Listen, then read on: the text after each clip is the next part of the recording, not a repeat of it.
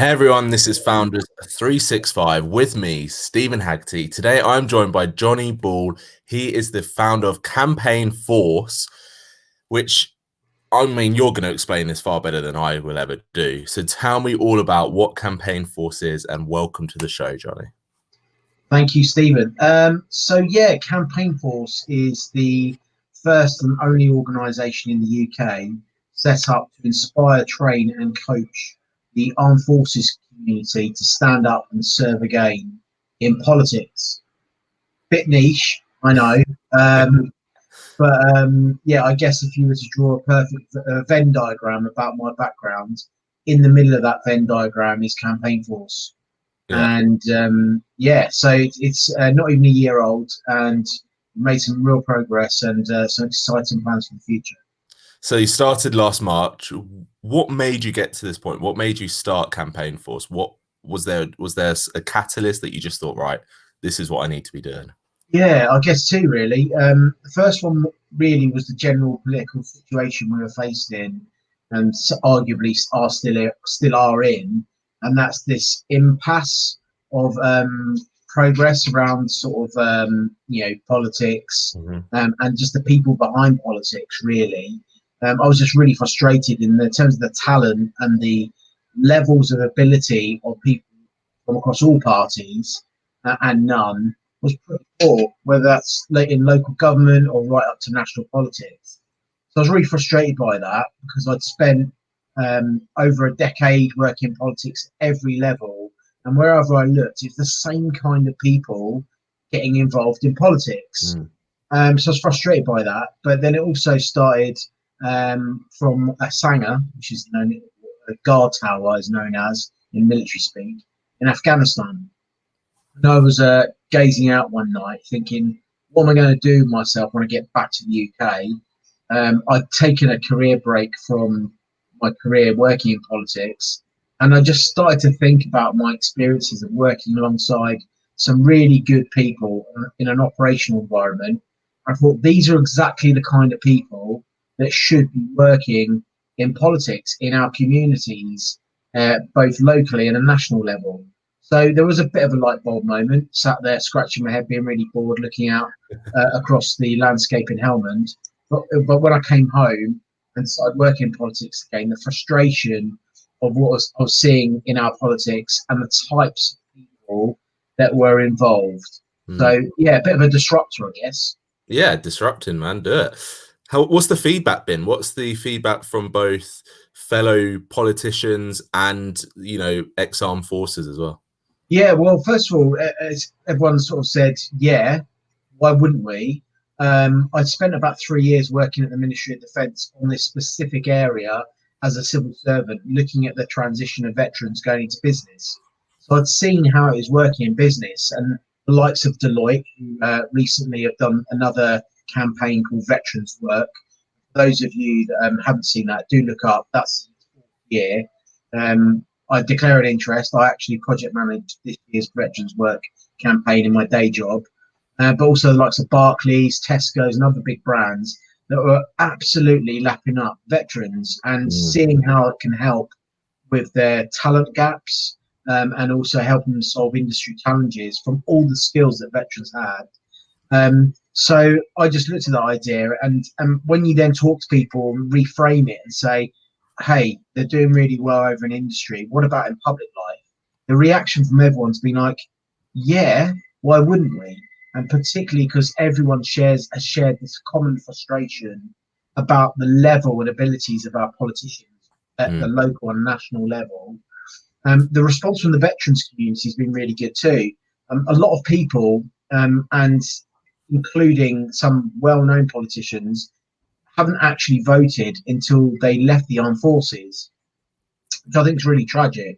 And that just demonstrates the lack of connectivity to communities that some members of the armed forces and their families feel, because they move around a lot every 2 to 3 years. So therefore that link to democracy and the habit of voting isn't really there in the armed forces community. So at my last workshop, at the tail end of last year at the Shard, we asked the veterans community, what do they think? And the common response came back was, we haven't been asked before. We haven't been asked to serve again before. So we're asking that question. So from the veterans community, it's been really good.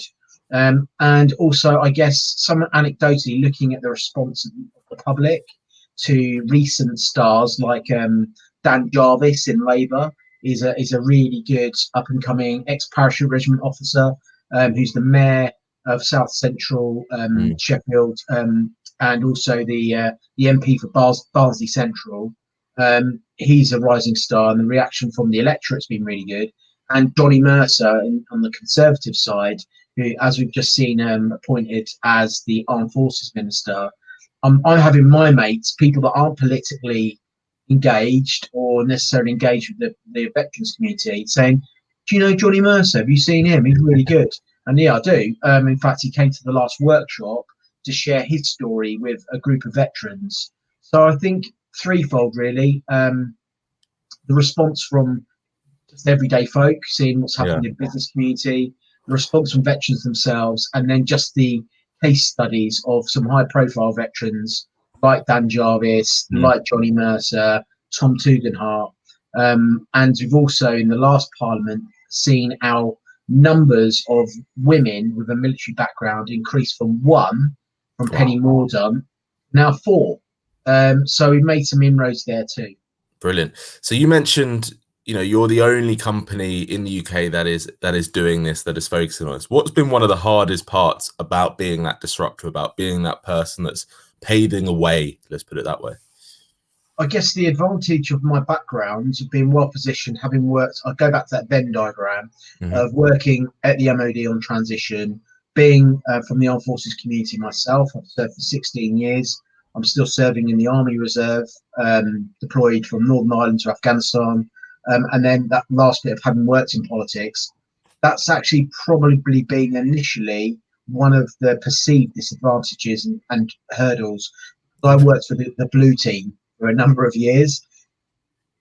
So actually going to the Lib Dems and Labour and the SNP and saying, why would this ex-Conservative Party agent that works for the chairman of the Conservative Party for a period of my career, why would he be interested in helping Labour and Lib Dems and the SNP get more veterans in politics? Why would I be collaborating with them? Suspicious. It seems really perverse.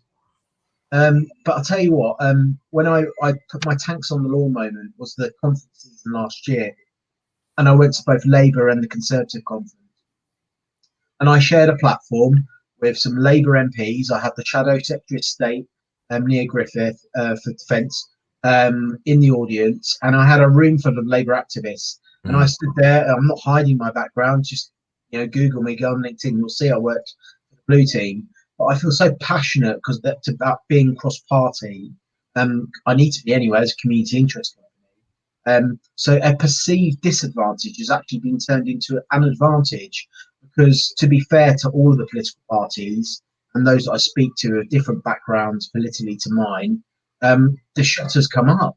And that is actually one of the advantages of Campaign Force and veterans in politics, because they see the veteran first and they see our values and our skills first before the ideological lens and shutters come flying down. Amazing. It has been a challenge. Yeah, I bet. It's must be quite a shift of identity for you as well that you've gone through. Yeah, I'll be honest. At the beginning of this, I was like, right, I need to be cross-party because the regulator says I must be. But actually, when you start meeting people and people that have a different political journey from your own, it actually really fires you up. So I'm very passionate about it being cross-party. And I recently, last year, I met a guy called Kyle who came to the first workshop. Served several tours of Afghanistan and Iraq. He was Canadian background, Commonwealth troop. And he and I met for breakfast, came to the workshop. And he's now on the Labour Party's executive of their Labour Friends of the Armed Forces. And I like to think I've been part of that journey. I'm very, very comfortable about that. Brilliant. And likewise on the Conservative side, one of the guys that came from our first workshop, school teacher, Steven, he's now on the parliamentary approved list for the Conservative Party. And I've seen him and Kyle interact both in person. It's like a human bridge almost, being in the armed forces. Yeah. We just get the same language, connectivity, values, but the political differences aside. And when it comes to campaign force, and if we can bottle that, and if we can share that across our communities, then I think in a time of politics that is so divisive, then the armed forces community can act as that human bridge and bring people together, even if they have a different team, whether it's blue, yellow, red. I really don't care. The fact that they are on the armed forces team first and foremost is that's the driver. Exactly. For you, how do you want to build this community? Because you mentioned that you do events. What other ways are you getting in front of veterans, in front of more politicians to help grow Campaign Force? Yeah, so the easy bit's actually been Parliament, because there are 50 members of the armed forces community in Parliament. So 7% of Parliament's made up with those that have a military background. I actually did the analysis after the 2019 election, and that's been shared in the Parliamentary Library. My research, or our research, Campaign Force, a friend of mine, Ben, helped me out with that. And it's also featured in Soldier magazine and was tweeted by the Times and Sky News. So that bit's been easy. The difficult bit is local government. So there are 20,000 local government councillors across the UK. And even though the Local Government Association does a census every year about the backgrounds of their councillors, they don't ask the question, have you served in the armed forces, or are you a reservist? So connecting to that community has been is a challenge. So I aim to overcome that by launching my own independent research, connect to that community. The other way of connecting to the community has been through LinkedIn's been amazing, because I do work around the veterans sector. Leaning into that sort of more organically has really worked, but that can only last for so long.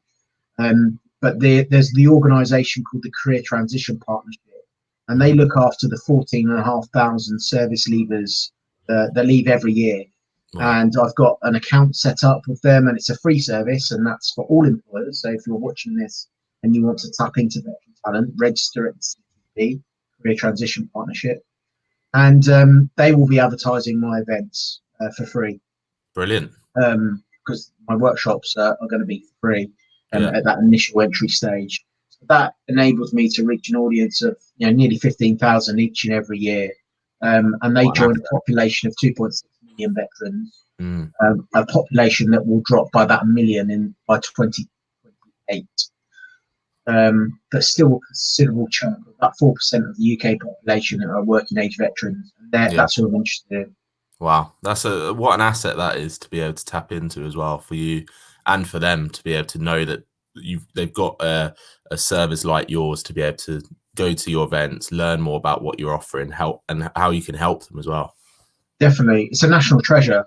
These people are young. I mean, believe it or not, I hit 40 last year. I know, you sat down. But there's people like me, that have extensive operational experience. The formative years of our lives have been grown in operational, challenging, tough environments, whether it be Afghanistan, Iraq, Bosnia, Northern Ireland. So you're talking a relatively young group of people that have done several tours and some quite tough situations, humanitarian intervention, combat, policing, a real wide variety of taskings, and with that comes an extensive experience that's been formed at a really young age. So with that comes a common value set, values that are shaped not necessarily by society's views, social media, or our parents' view, those that have been formed from the operational experiences that we've all been under. So that's a relatively young, talented group of individuals with really some real firm beliefs. And they tend to be, I'm not saying they're all amazing, but by and large, there's a real good national treasure there to mine into, whether you're in business or, for me, within politics. And you're talking, at our last workshop, the average age of attendees was 37. And if you consider, I think in the last parliament, the average age of an MP was about 51. And these were people, I had 2 MBEs and 1 OBE in the room, rank range from private soldier to brigadier. So brigadier is pretty high up, private soldier is at the bottom rung of the ladder. But we're talking a really young, talented group of people. And that's what we're trying to tap in here, to really disrupt our politics positively, and also make our veterans visible in communities again, particularly at local government. Massively. When you first started Campaign Force, when you had that, looking out onto that sunset or whatever you maybe are looking out onto, was it obvious for you where you wanted to take this? Was it obvious? Was that path already in in your head, or has it been something that's evolved over time? I still don't know if it's that obvious. I guess we're trying to consolidate the brands. This year is all about doing even more of the basics right. So the workshop, we're pretty confident, having run 2 of them, having got some data back from a survey that we do after the event. I mean, all of my events I do a lesson plan. My background in defence recently has been within the training environment. So they're all lesson planned and properly planned events. The data's been really good. So I'm happy with that. But going forward, whether or not we're doing the right thing, as we widen the offer and widen the courses for very specific skill areas. So, for example, I'm working with a Hollywood actor to develop a public speaking course. Loads of people are out there, political consultants, public speaking, politicians. But I just love the way the creative arts industry engage on these subjects to really help create the most elite cadre of politicians this country's seen since post-war Britain. I'm working with a BBC journalist to develop a media handling course, again, commercially available. But the difference for us is, as a brand, as we consolidate as a trusted gateway into politics and supplier of training, that's the difference. And we are part of that community. But going forward, I think this is something I'd like to export to our allied nations. So I was inspired by an organization in the US called Veterans Campaign. And the founder and I, we've been in touch. He's currently doing an MBA, but we're hoping to meet up and share best practice. But they're making a huge impact. In the midterms, they made an impact. We've seen some amazing stories cross-party of veterans in the US, similar situation in the background of their politics. So I'd like to actually look in areas like Denmark, for example. I'm really sad that on our first wedding anniversary, my wife and I went and visited the Danish Parliament, and a really diverse young group of politicians. I asked the question, how many veterans have you got serving? And they didn't know. Wow. We've served alongside the Danish in Afghanistan in particular, and they have a similar formative experience. So I think that's one area that I could potentially export the concept to our allied nations, and Canada too. Yeah, definitely. So yeah, that's where it might go. But here in the UK, consolidate the brand, widen the offer, become a sustainable proposition. Because I haven't taken a penny out of this; it's all been self-funded. I've had some support financially, which has been amazing to get up and running as a startup. But then there's the fire service, the police, and the ambulance service, who again have similar values and skill sets, who aren't perhaps represented in communities as they should be. So we might branch into that. A lot of veterans organisations do tend to then even have a mission creep, or they make a conscious decision to say, do you know what, let's look at that sector too. So that might be, but at the moment it's all about consolidating the brand, widening the offer, and being sustainable. Yeah, definitely. In terms of the Campaign Force internal team, so is it just you? Have you built up a little network around you to help you internally? Yeah, not just me. Is to build this as a brand and always be involved and have an impact in society. But if it meant that I'm not involved and it was stood up independently, happy days. This is my baby, but it's not one that it's one I want to see grow up into an adult. So I'm not, precious about it. It's not about me. And also, I don't have wider political aspirations. It's not a platform to build my own profile. It's always about the veteran, and also about getting a better politics. My core team, there's about 5 of us. Amazing. And they range, some have served, some are continuing to serve. There's a little merry band of men and women. And you'll see in on our Campaign Force Twitter handle, there's a video pinned to there, and you'll see some of the instructors in that video of one of our workshops. And they're cross-party too. And I've had offers from all the political parties to supply political professionals to come down and as guest lecturers, which has been really encouraging. So cross-party, most have a military connection. It's not essential. I'm always looking for volunteers who would like to deliver a particular expertise to either the workshops or to our mission-specific training. I'm very open to that. And if people want to get in touch with me, Jonny at campaignforce.co.uk, then I'm very open to volunteering too. Good man. For you, if you were gonna, you're a year in, still fairly new, what are some of the biggest lessons that you've learned that were completely unexpected? Looking back now, you kind of think, oh, maybe I should have done that a little bit differently. I'm giggling slightly.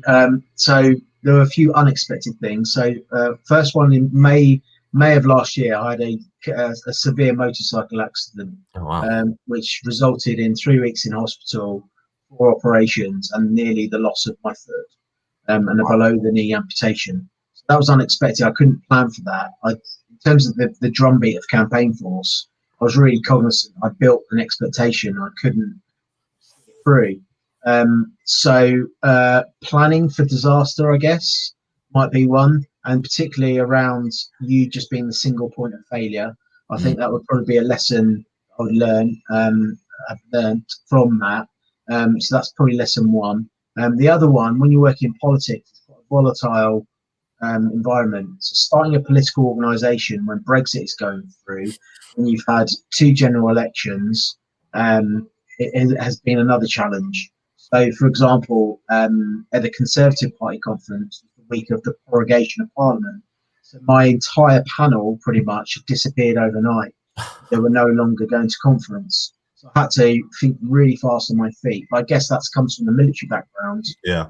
We just crack on and find a solution to the problem, which I did, and I ended up having a really amazing panel by the end of it. But preparing for disaster, whether that's stuff in your control or out of your control, like an accident or political events, any political organisation, expect volatility. But we're good at that in the military community, so perfect fit in that sense. Definitely. You're used to it. That's the thing. For you, one of my last questions to you, Jonny, is if you could give 3 tips or 3 bits of advice to anybody that is looking to sort of stand up and be heard, like you're helping others do, what would those 3 things be? I think the first one, to sort of Nick's good old Simon Sinek's phrase, find out your why. Why do you want to be involved in politics? It's not a normal thing to do. I've probably run the campaigns of about 600 local election candidates, several general elections, and it's a test on your family, your personal life. The internet is forever, so that's obviously another factor. So understand why you want to do it, which is usually quite easy with the armed forces community because their motivations tend to be from service, not self. Which hasn't been necessarily evident in other sectors of society that I work with individuals, but really understand why you want to do this. The second piece of advice is don't be worried or bogged down about choosing a political team or side. There's lots that you can do to explore politics, and Campaign Force is a prime example of that. I recently had a former Royal Marine get in touch, and he said, look, sometimes I voted for Labour, sometimes I voted Lib Dem, sometimes I voted Tory. I'm not really sure where I am at the moment, but fine, go and have a look at all of them. I can set up those introductions, which is what he's done. He's eventually settled on a team, but a lot of veterans get a bit obsessed by not coming with a political background or a political CV. And there's actually one of the lessons that have been learned from industry is that they might be interested in working for a bank, but they're like, oh, but I've been an infantry or a Royal Engineer or the Intelligence Corps. How's that going to fit with banking? Don't worry, we can help with all that. So don't come with too much of a preconceived idea about being a ex-party MP. You might end up being a different party local councillor. So be a bit open-minded about where you want to do that. So tip number 2. Tip number 3 is get out there in your community and just speak to people about what they care about, because we might in our own echo chambers have a good idea of what's important, and it's on social media and all the different algorithms that are fed politically through our minds. But my political views are actually formed from knocking on people's doors. So the best thing that you can do in order to find out what are your core beliefs, a lot of those in the armed forces community will be around what we call our values and standards. But in terms of how that fits in civil society, you might feel really strongly about things. But the way to really form that is to go and speak to people, knock on their doors in areas that are in your community, and go and visit other communities. And you'll really get an idea of what people care about, and that's going to change your views of life too. Massively. Fantastic 3 points. And I think ones that can be spread across all different industries as well, which is great. Jonny, if anyone wants to get in touch with you, find out more about your events, help, or even, like you mentioned earlier, volunteer, what's the best way for them to speak to you directly? Great. Best way is email Jonny, so that's JONNY @campaignforce.co.uk. You can find me on Twitter, at Campaign Force UK, Facebook, and Insta. I love a bit of LinkedIn as well. So yeah, a lot of people contact me on LinkedIn. I'll talk to anyone about this. Yeah. I'm in terms of what I'm trying to focus on at the moment is sustainability. Very keen to collaborate. Hopefully, I'm in negotiations at the moment about this year's events. One of them could be very, very exciting in terms of the location. It involves a castle. That's what I'm going to say. If I pull that off, it'll be a really amazing location to run an event. And I've had some amazing offers from the community about hosting workshops. Yeah. All I need is a room, maybe a bit of AV.